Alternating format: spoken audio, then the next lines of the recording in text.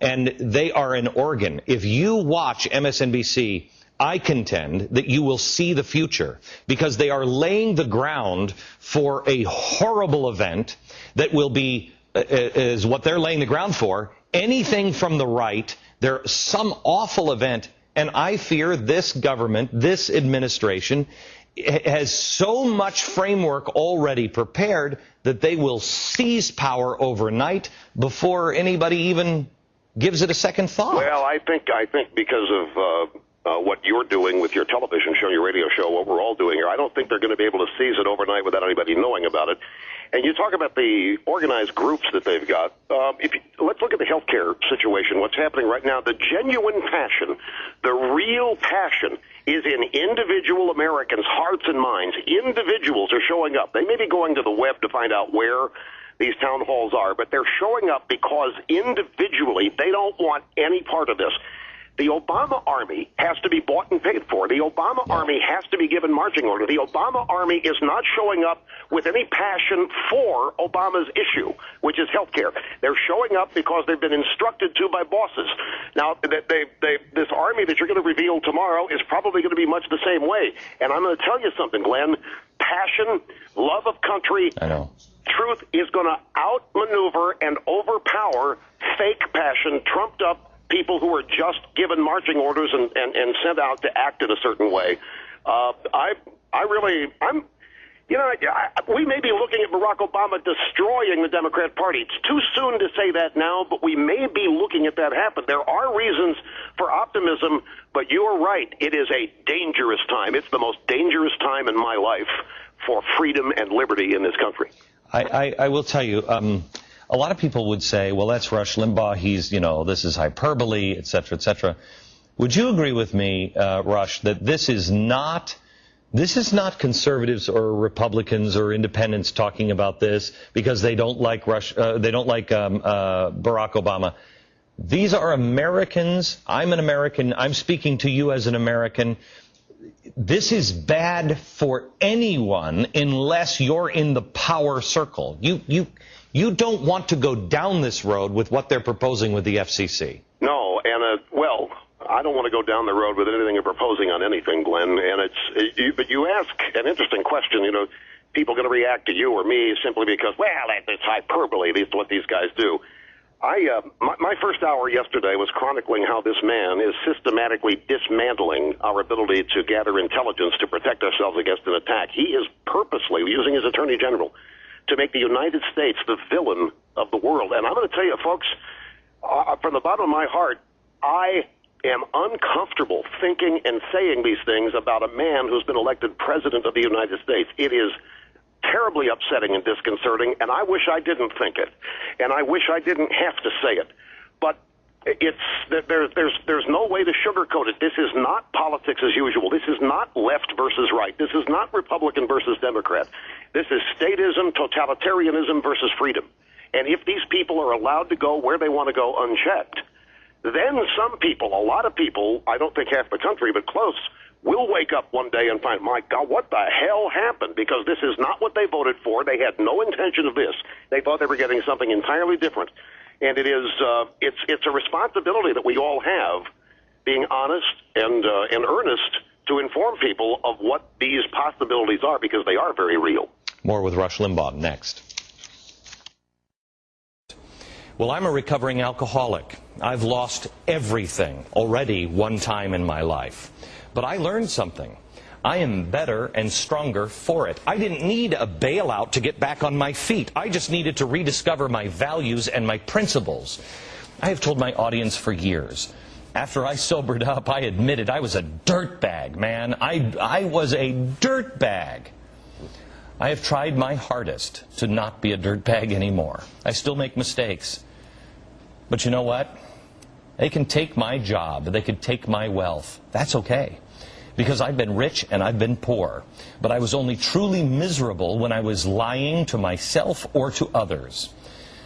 And also because some of the principles that I rediscovered and applied to my life are the founding principles of this country. I know that even if the powers to be right now succeed in making me poor, drum me out, and I'm just a worthless loser, which I'm just about that much above that now, I will only be stronger for it.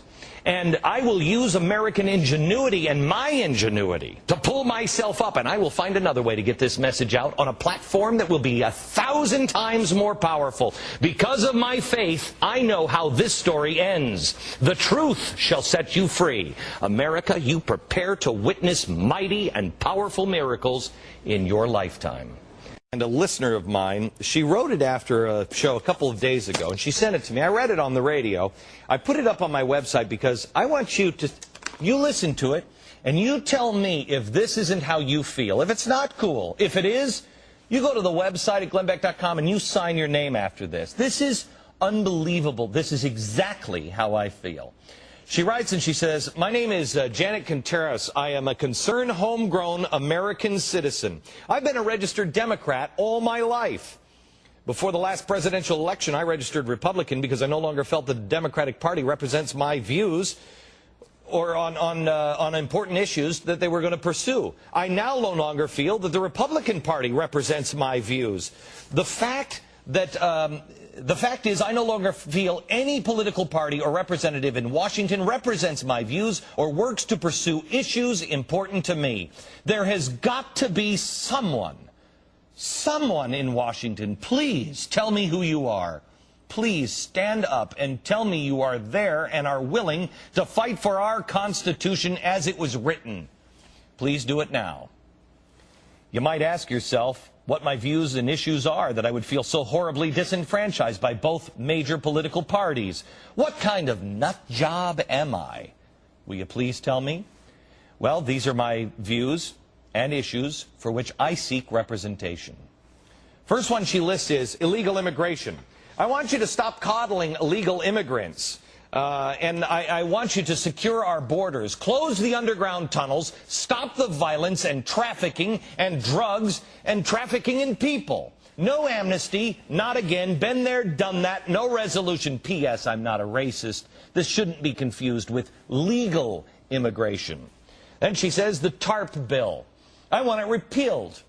No further funding supplied to TARP. We told you no, but you did it anyway. I want the remaining unfunded 95% repealed. Freeze. Repeal. Third, czars. I want the circumvention of our checks and balances stopped immediately. Fire the czars. No more czars.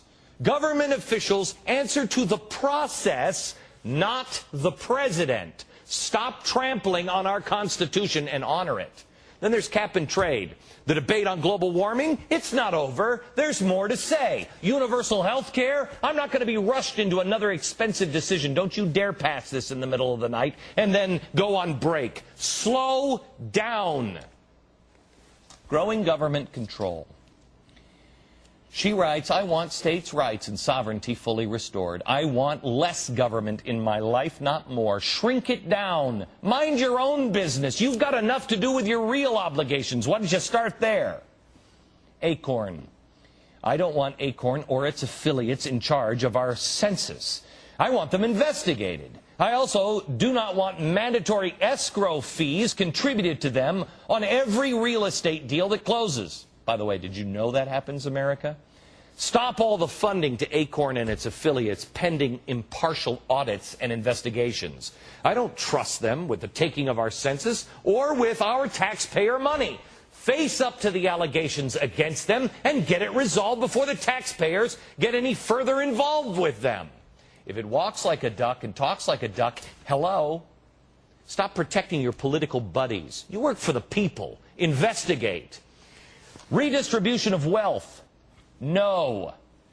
I work for it. I work for my money. It's mine. I've always worked for people with more money than I have because they gave me a job. That's the only redistribution of wealth I support. I never got a job from a poor person. And let me ask you another question. Why do you want me to hate my employers? What do you have against shareholders making a profit? And charitable contributions. Although I never got a job from a poor person, I have helped people in need. Charity belongs in our local communities, where we know our needs best and can use local talent and resources. But out of our lives, please. We'd like to do this ourselves. Oh, you've all gone insane.